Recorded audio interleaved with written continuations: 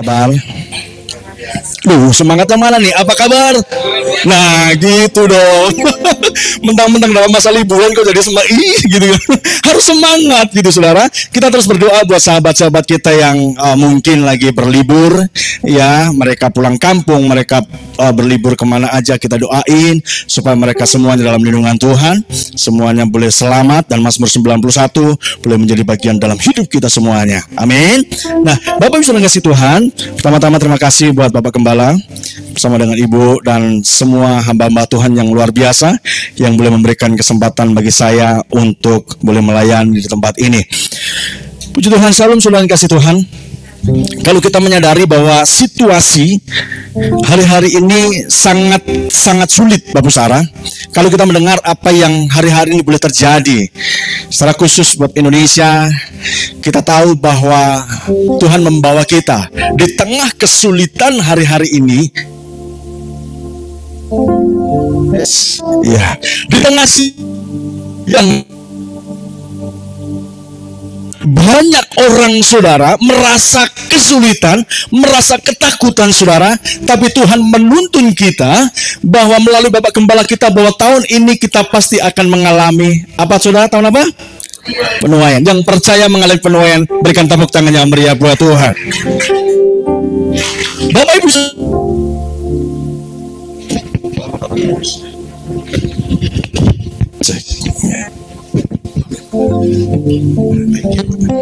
ya, Bapak Saudara kasih Tuhan, saya yakin bahwa Bapak Ibu berpikir begini, bahwa hari-hari ini kekuatan itu harus kita miliki. Mungkin Bapak Ibu berpikir begini, bahwa hanya kekuatan fisik hari-hari ini yang kita perlukan di dalam kehidupan kita untuk menghadapi situasi yang hari-hari ini sangat sulit, Saudara. Bapak Ibu, beberapa waktu yang lalu saya berbincang-bincang dengan salah satu rekan, gitu ya. Dikatakan bahwa hari-hari ini itu sangat sulit, sangat sulit. Bahkan ada beberapa perusahaan yang mengalami kolaps, Saudara. Ada beberapa perusahaan yang hari-hari ini sedang mem-PHK secara besar-besaran. Ini membuat orang sangat ketakutan, Saudara, untuk masa depannya, kan gitu ya, untuk masa depannya. Tapi kita sebagai orang-orang yang percaya kepada Tuhan, bahwa ketika kita melewati semua, Tuhan izinkan hari ini apa yang terjadi, bahwa kita percaya bahwa Tuhan mempunyai rencana masa depan yang terindah bagi setiap kehidupan kita. Mungkin hari ini Bapak Ibu mengalami sesuatu yang Tuhan izinkan dalam hidup saudara, yang rasa-rasanya begitu berat, Saudara. Yang rasa-rasanya saudara sudah tidak mampu untuk menghadapi semua situasi yang hari-hari ini saudara sedang alami. Tapi percaya, Saudara, bahwa firman Tuhan hari ini mengingatkan bahwa kita diberikan kekuatan yang baru. Amin. Kita diberikan kekuatan yang baru. Nah, hari-hari ini, Saudara, kita bukan hanya membutuhkan kekuatan secara fisik, tapi kita harus membutuhkan kekuatan secara roh dan jiwa kita. Hari-hari ini kita harus butuh kekuatan daripada Tuhan. Saudara, saya teringat bahwa ada seorang petinju, boleh ditampilkan multimedianya, dek? Ya, saya teringat dengan seorang petinju dari Suela, Bapak Ibu saudara yang kasih Tuhan. Namanya siapa, Saudara? Edwin Valero. Bapak Ibu pernah mendengar seorang petinju ini? Nah, seorang petinju yang namanya Edwin Valero, dia ini bertanding selama 27 kali dan dia tidak pernah kalah.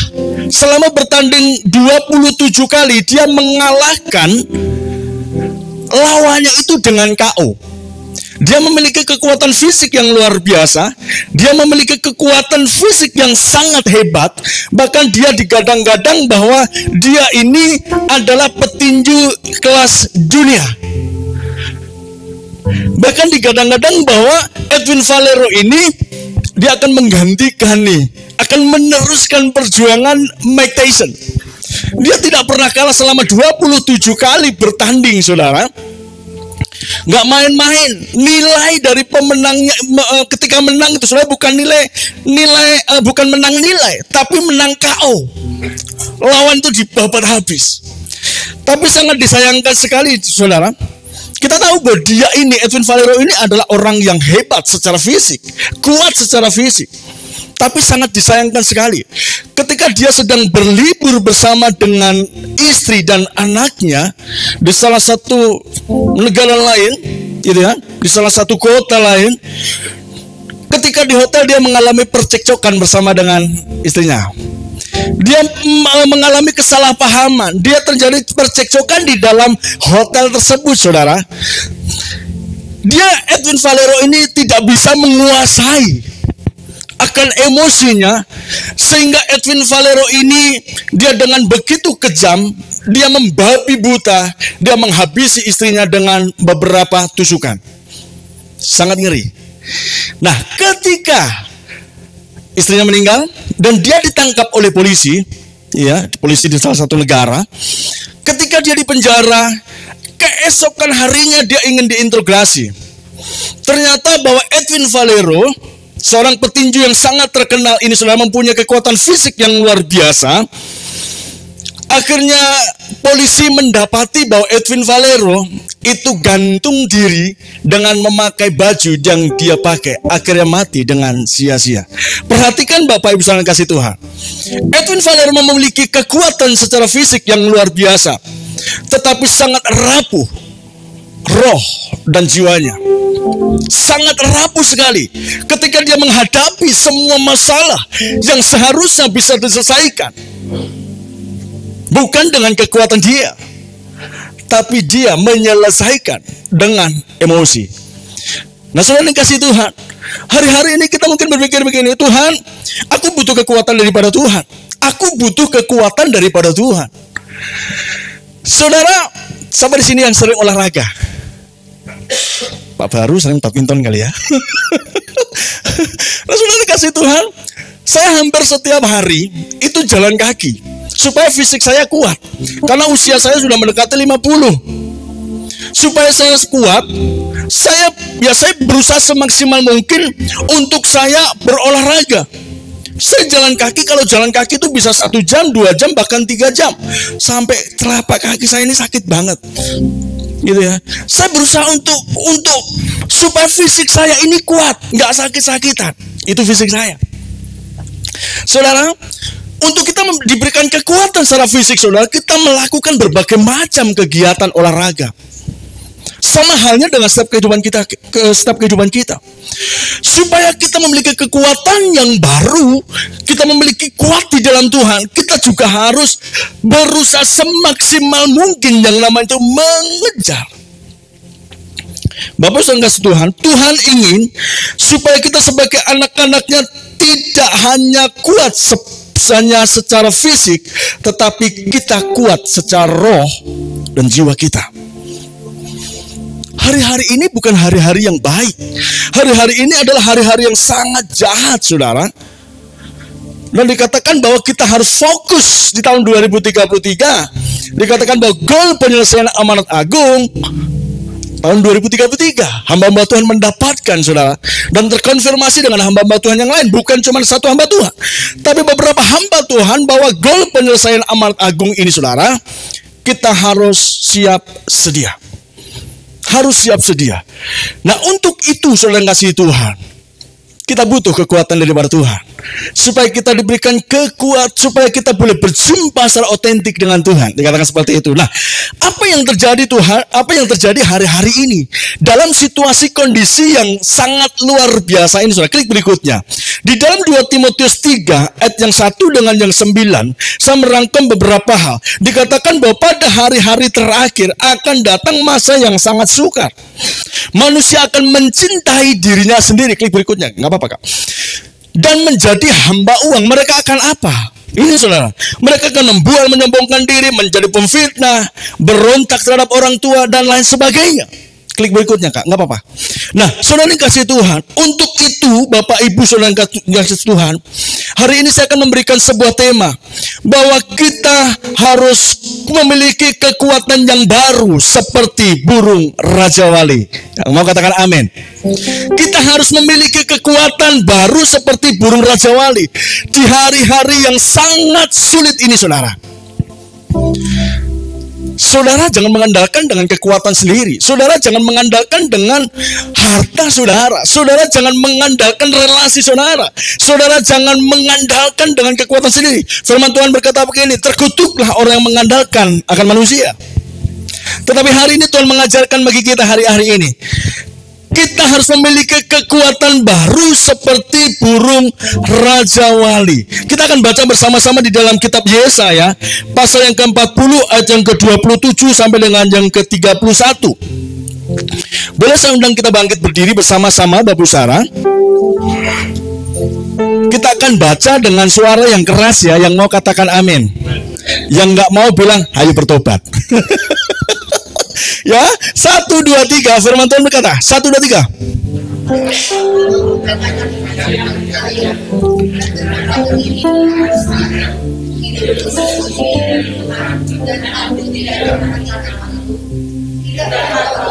Dan tidakkah kau dengar, Tuhan ialah Allah kekal,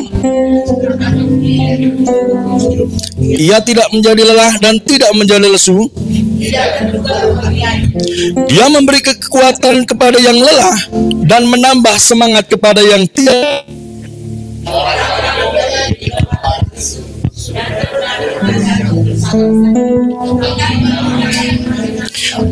Mendapat kekuatan baru mereka seumpama Raja Wali yang naik terbang dengan kekuatan sayapnya. Mereka berlari dan tidak menjadi lesu. Mereka berjalan dan tidak menjadi lemah. Berikan tepuk tangan yang meriah buat Tuhan. Silakan duduk kembali dalam hadirat Tuhan. Nah, saudara yang kasih Tuhan, di ayat yang ke-29 dikatakan begini, Dia di sini adalah Tuhan memberi kekuatan kepada yang lelah.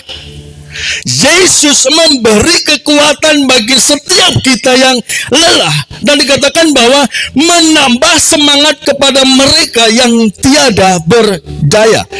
Ayat yang ke-31 firman Tuhan berkata begini, tetapi dikatakan orang-orang yang menanti-nantikan Tuhan mendapat kekuatan baru, mereka seumpama burung Raja Wali. Bapak Ibu saudara kasih Tuhan, kekuatan baru seperti burung Raja Wali. Menarik saudara kasih Tuhan. Tuhan memberi perumpamaan tentang seperti burung Raja Wali.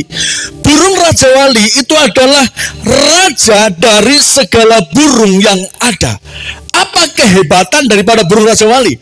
Saudara kasih Tuhan, burung Raja Wali, dia tidak pantang menyerah ketika diperhadapkan dengan yang namanya badai.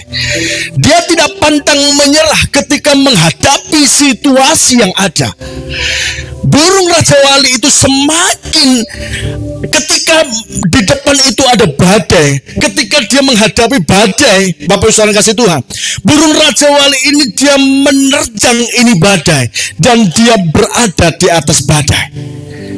Perhatikan baik-baik Saudara kasih Tuhan. Raja Wali itu punya keistimewaan dari burung-burung yang lain.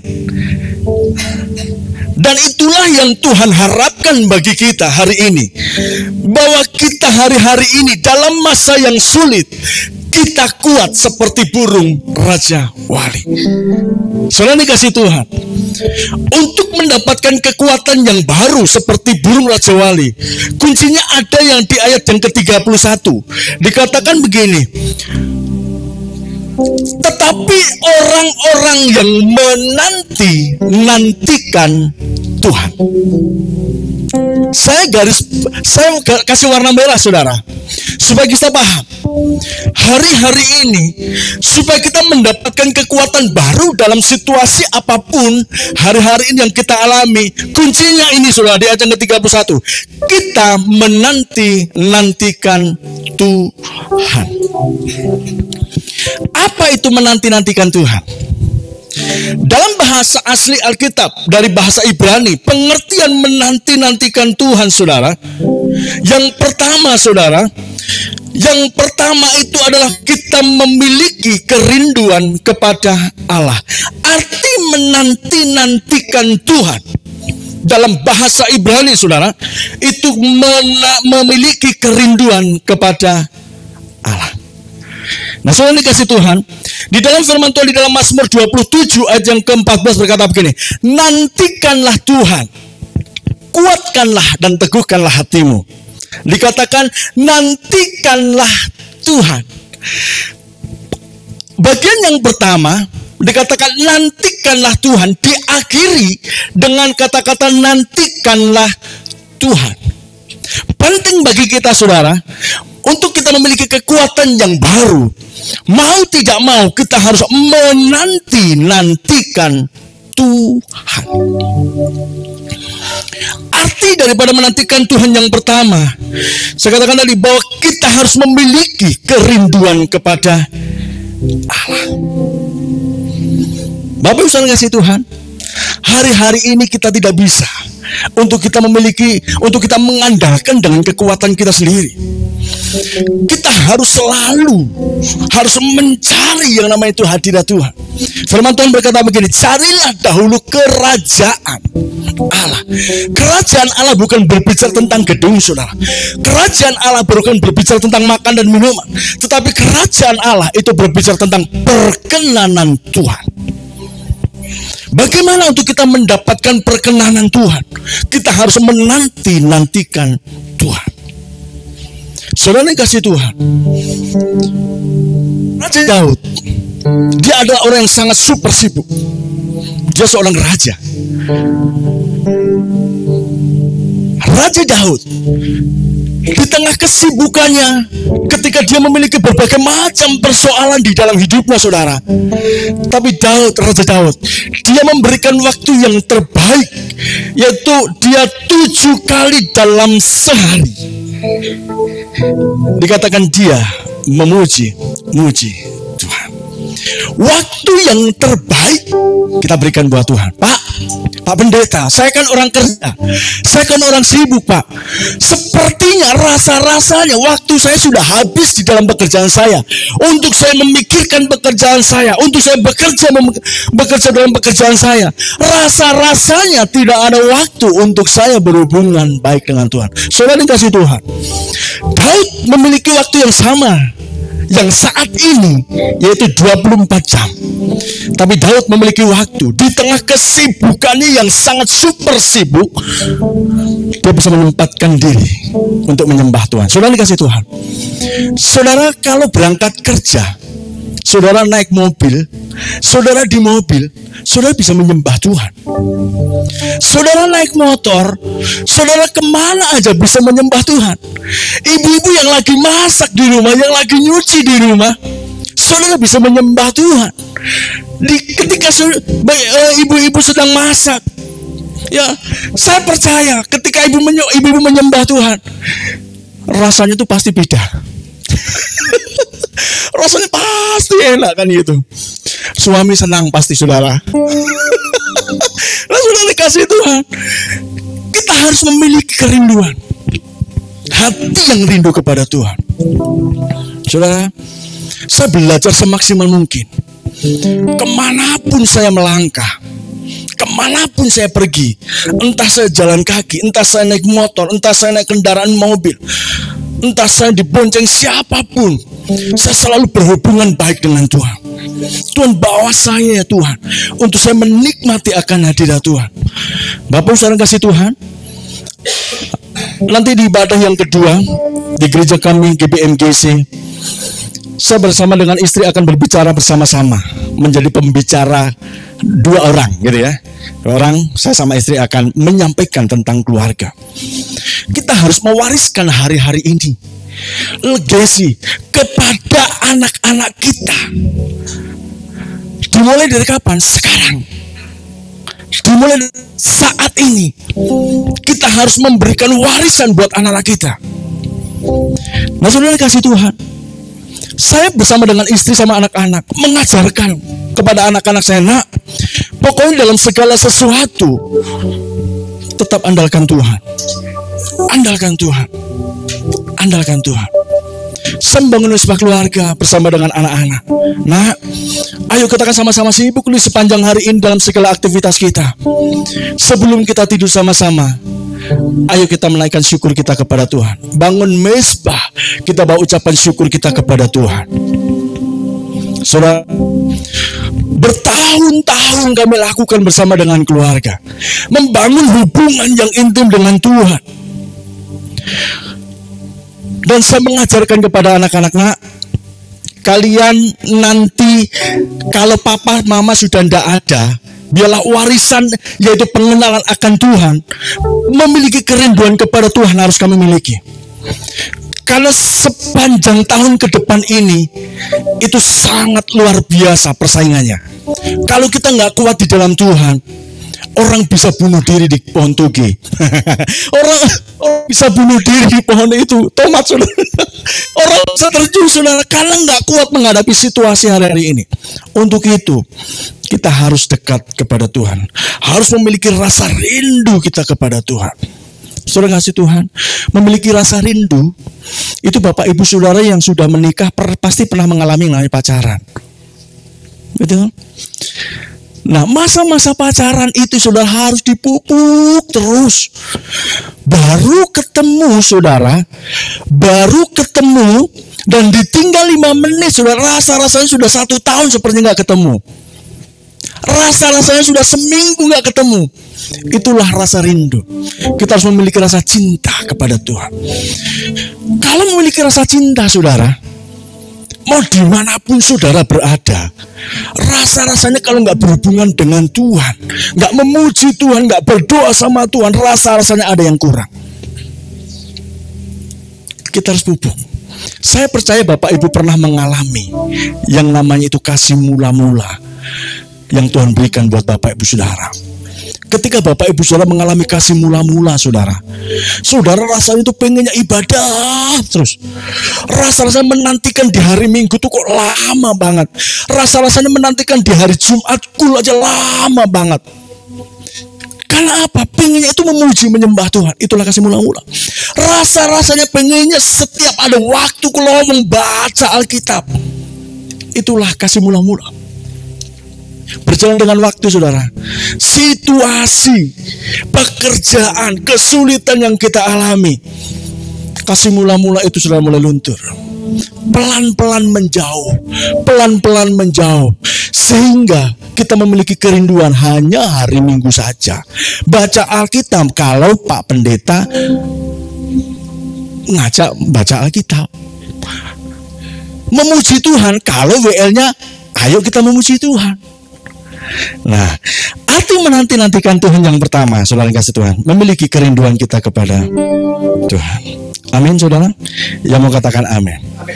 Nah, yang kedua, saudara kasih Tuhan, yang kedua, arti menanti-nantikan Tuhan, yaitu memusatkan pikiran kita kepada Tuhan. Yang mau katakan amin. Memusatkan pikiran kita kepada Tuhan. Bapak Ibu baca di dalam Ratapan 3 ayat yang ke-21 sampai dengan 26. Bapak Ibu nanti baca di rumah. Ya, baca di rumah. Nah, arti yang kedua saudara kasih Tuhan, yaitu memusatkan pikiran kepada Tuhan. Di dalam dunia ini saudara, kehidupan kita yang hari-hari ini kita jalani hanya ada 2 pilihan. Ada 2 pilihan yang harus kita pilih. Yang pertama, kita memusatkan pikiran kita kepada masalah atau memusatkan pikiran kita kepada Tuhan. Apa yang bisa kasih Tuhan? Daud ketika dia menghadapi suatu pergumulan yang berat saudara, dia harus melawan siapa namanya saudara? Goliat. Kalau secara kasat mata saudara, kalau secara fisik Daud sudah pasti kalah. Kalau Daud hanya melihat kepada Goliat itu sangat besar, dia mempunyai pengalaman yang sangat luar biasa, dia seorang pemimpin prajurit, perlengkapannya aja sangat luar biasa. Daud hanya memiliki perlengkapan apa saudara? Ketapel. Saudara dikasih Tuhan, Daud kalau dia hanya memusatkan masalahnya, saya percaya bahwa dia akan jiper. Tahu saudara jiper? Takut. Dia pasti akan mundur. Dia belum melangkah saudara, dia pasti akan mundur. Kalau melihat memusatkan pikiran saja masalah itu, saudara, jangankan ketemu, dia mendengar saja, gak akan mungkin bisa mengalahkan yang namanya itu Goliat. Tetapi Daud, saudara, dia memusatkan pikirannya kepada Tuhan. Dia berhadapan dengan Goliat. Dia bilang begini, Goliat, ini bahasa saya, yat, kamu anggapkah aku anjing sehingga kamu bawa pentungan? Masa kamu hanya melawan anak kecil saja, pendek kan gitu kan, Goliat kan tinggi kan gitu. Masa kamu hanya melawan saya aja kamu pakai seperti itu, dengan perlengkapan yang sangat luar biasa? Saudara kasih Tuhan, tapi apa yang disampaikan oleh Goliat, oleh Daud? Aku datang bukan membawa pedang, bukan membawa perlengkapan senjata, tapi aku datang dengan nama siapa? Tuhan. Memusatkan pikiran kepada Allah, memusatkan pikiran kepada Tuhan. Kenapa, saudara? Karena Daud setiap hari menikmati akan mujizat Tuhan dalam hidupnya. Tidak pernah Daud ini selama hidupnya mengalami yang namanya malapetaka. Dia diberikan kekuatan yang baru oleh Tuhan. Saudara kasih Tuhan, memusatkan pikiran kepada Tuhan ini harus disertai dengan yang namanya peperangan. Peperangan. Kita tidak bisa hanya duduk diam. Tidak bisa. Kita harus mengambil langkah. Kita harus bangkit berdiri dari tempat duduk kita. Kita harus berperang, saudara. Kita harus berperang. Karena apa? Karena lawan kita itu bukan melawan darah dan daging, tetapi melawan penguasa di udara, penghulu di udara yang tidak kelihatan, saudara. Untuk itu kita harus memusatkan pikiran kita kepada Allah. Tuhan yang berperang, Tuhan yang memberikan kekuatan, Tuhan yang memberikan kemampuan, Tuhan yang memampukan kita untuk menjalani di masa-masa sulit ini. Soalnya kasih Tuhan, memikirkan, memusatkan pikiran kepada Allah. Tantangannya banyak, saudara. Banyak banget. Belum, saudara, di dalam pekerjaan saudara, anak buah saudara sudah membuat masalah yang macam-macam. Rasa-rasanya sudah, emosinya sudah memuncak, saudara. Belum, saudara, anak saudara yang tidak hormat kepada saudara. Belum, saudara, menantu saudara atau mertua saudara yang tidak sesuai dengan pemikiran saudara, kehendak saudara. Seringkali, saudara, kita terpancing emosi. Ketika semuanya itu muncul, terjadi dalam hidup saudara, apa yang saudara lakukan? Seringkali saudara kasih ke Tuhan, Tuhan izinkan berbagai macam persoalan di dalam hidup saya, kan gitu ya? Tuhan izinkan berbagai macam persoalan dalam hidup saya. Belum masalah pribadi, belum masalah jemaat-jemaat, aduh macam-macam. Saya tidak bisa dengan kekuatan saya sendiri. Saya nggak bisa mengandalkan relasi. Saya nggak bisa mengandalkan dengan kemampuan saya. Yang saya andalkan apa? Lutut. Ketika semua persoalan terjadi, saya sama istri, ayo Pak, Ma, kita curhat sama Tuhan. Kita curhat sama Tuhan. Kita lapor aja sama Tuhan. Biar Tuhan sendiri yang berperkara. Banyak, saudara. Saya melihat hal yang ajaib. Saya melihat hal yang ajaib. Nah, Bapak Saudara kasih Tuhan, suatu ketika dalam pelayanan kami di GBI MGC gitu ya, di GBI MGC, kami kan sekarang 2 ruko gitu ya, 2 ruko. Waktu itu saya berpikir bahwa di atas kan sudah dijebol, di bawah ini gimana ya? Soalnya kan 2 ruangan, nggak mungkin kan kita jebol semua atas bawah, kan nggak mungkin. Nah, saya sama istri berdoa sama Tuhan, apa yang harus kami lakukan untuk ruko yang di sebelah. Banyak dari teman-teman, banyak orang-orang lain bilang gini, Pak, supaya nanti bisa nambahin gitu ya, sewa ruangan gitu, kita bikin usaha aja macam-macam. Bikin usaha macam-macam, terinspirasi dengan lalapan, gading lalapan sudah. Terinspirasi itu supaya bisa nanti nambah sewa ruangan kan gitu. Saya sama istri saudara yang kasih Tuhan, secara logika sepertinya masuk akal. Masuk akal. Akhirnya dengan singkat cerita, kok saya dibikin nggak tenang ya? Saya dibikin nggak nyaman ya. Waduh, macam-macam, mau bikin es kristal lah, mau bikin, waduh pokoknya banyak banget ide-ide yang brilian itu, banyak banget. Gitu ya. Akhirnya saya duduk diam sama istri saya ngomong, "Mah, kok aku nggak nyaman ya? Aku dibikin Tuhan itu nggak tentram ya." Ternyata istri saya juga sama. "Iya Pak, saya juga nggak nyaman. Pokok hati saya itu gundah gulana gitu ya." Nah, akhirnya teringatlah awal di mana pelayanan kami tentang jiwa-jiwa, misi. Dan hingga sampai saat ini, saudara, awal pelayanan kami di GBMGC, kami itu membuka bimbel gratis, tanpa biaya sepeser pun sampai hari ini. Dan puji Tuhan yang ikut bimbel itu, saudara, sampai bunda-bunda, panggilnya kan bunda ya, guru-guru itu, sampai kewalahan. Yang tadinya cuma 4-5, sekarang sudah hampir 50. Bunda-bundanya cuma 5 orang.